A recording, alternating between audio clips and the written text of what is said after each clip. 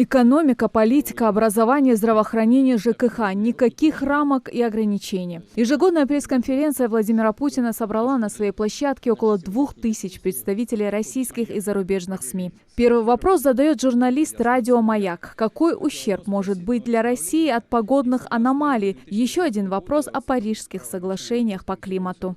У нас страна северная, 70% нашей территории находится в северных широтах. У нас есть целые города за полярным кругом, которые построены на вечной мерзлоте. Если она начнет таять, вы представляете, какие последствия здесь могут для нас возникнуть. Очень серьезные. Кроме того, где-то становится, может быть, теплее. Вот как сейчас в Москве рекорды очередные мы устанавливаем по температурам.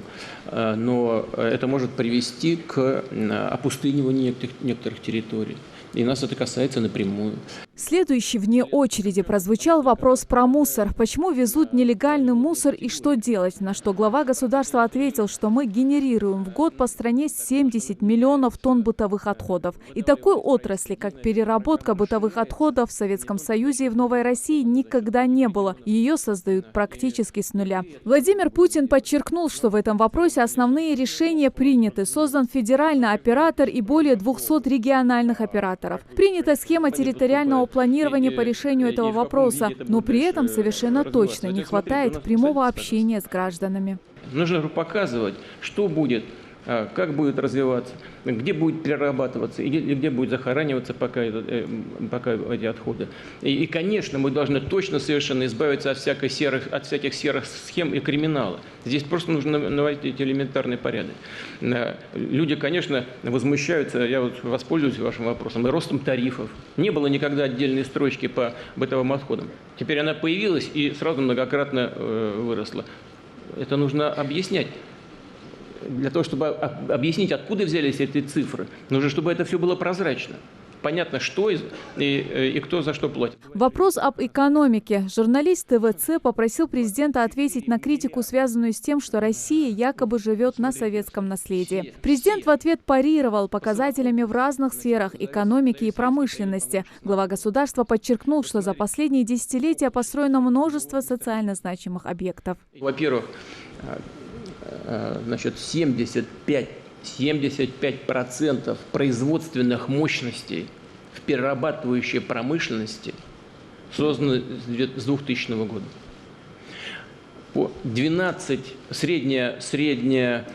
Средний возраст машин и оборудования в перерабатывающей промышленности 12 лет.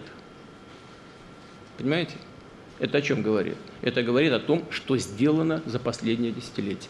Но далеко это не все. Вы сказали там про аэропорты. 3 новых аэропорта построено. 45 полос, если говорить о транспорте. По-моему, где-то 12 новых вокзалов. Десятки модернизированы, с глубокой модернизацией проведена эта работа. Значит, у нас вдвое возросло количество федеральных трасс в нормативном состоянии. Вдвое. Было, по-моему, там 39 с чем-то тысяч километров, сейчас 80 с лишним. Значит,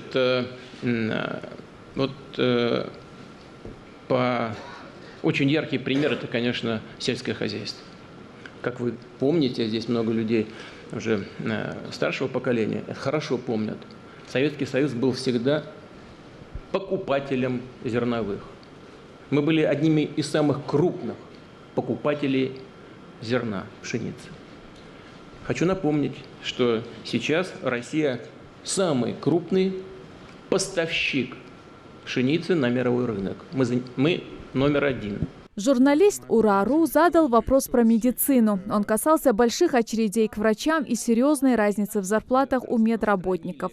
Путин отметил, что уровень зарплат в медицине выше, чем в других социальных сферах. В целом, модель здравоохранения развивается удовлетворительными темпами. Ее лучше не трогать, заявил президент. При этом глава государства признал, что определенные проблемы существуют.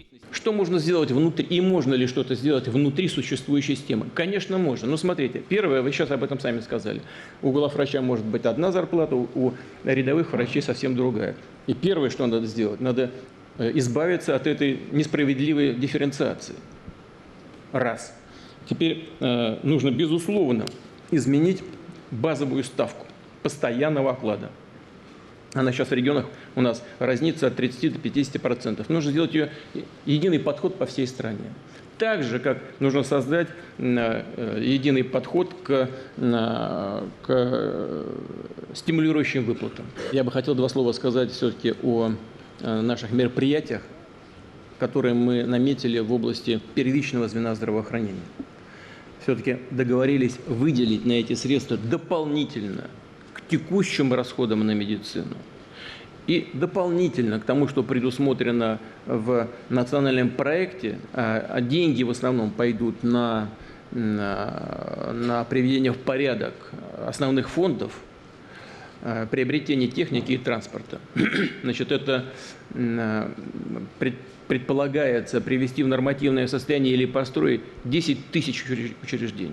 Президент также прокомментировал отстранение российских спортсменов. Он назвал решение ВАДА несправедливым и не соответствующим здравому смыслу. Ни в одной правовой системе мира ничего подобного никогда не было в истории человечества, чтобы наказывали за один эпизод дважды. Их решение противоречит Олимпийской хартии, подытожил глава государства. Любое наказание должно быть индивидуальным. И если кто-то в чем-то конкретно увлечен, то тогда это совершенно естественно и справедливо. Но если у нас подавляющее большинство спортсменов являются чистыми, как можно за действие кого бы то ни было налагать санкции на них? У нас девочки в фигурном катании выступают совсем молодые, еще дети почти. Какое к допингу отношение имеют? Да никакого, понимаете? Но они прыгают там 4 оборота делать, а никто не делает пока. Ну, почти никто в женском фигурном катании. Ну вот, их можно зачистить и со льда убрать в фигурном катании. Таким образом можно? Можно. А зачем? Разве это и пойдет на пользу развития мирового спорта? Думаю, что нет. Кроме всего прочего, я на пресс-конференции в Париже тоже об этом сказал. Это решение ВАДА противоречит Олимпийской хартии. Не должна команда страны выступать под нейтральным флагом, если нет фактических претензий к действующему Олимпийскому комитету. Главу государства журналисты попросили поделиться о самых ярких, отрицательных и позитивных моментах на своем посту. Самые тяжелые, конечно, это крупный теракт. А самые яркие, не яркие, самые значимые. Вот мы говорим сейчас о необходимости роста реальных доходов населения. Но вот нам не удалось же все-таки его целиком решить, вопрос с бедностью.